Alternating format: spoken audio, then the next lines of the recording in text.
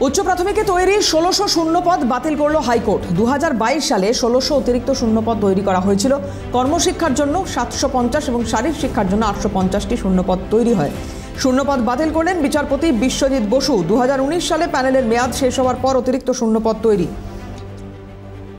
অভিরূপা হাজরা আমাদের প্রতিনিধি রয়েছেন টেলিফোনে। অভিরূপা, কি জানতে পারছো?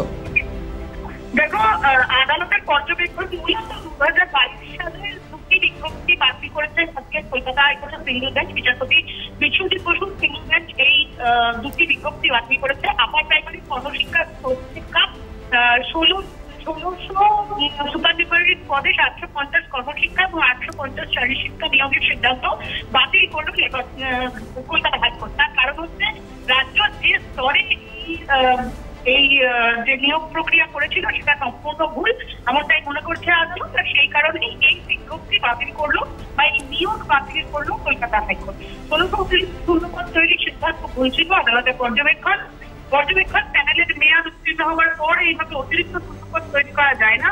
আর অপেক্ষমান মানে ওয়েটিং লিস্টের তালিকায় থাকা প্যানেলের মেয়াদ শেষ হওয়ার পর এভাবে চাকরি দেওয়া যায় না, এই মত আদালতের। এবং এই জন্যই আদালত সমস্ত নিয়মাবলী মেনে এই সিদ্ধান্ত নিয়েছে। অভিরূপা, এই শূন্যপদ তৈরির প্রয়োজন কেন পড়েছিল? আজকে কি এটা নিয়ে কোনো কথা হয়েছে?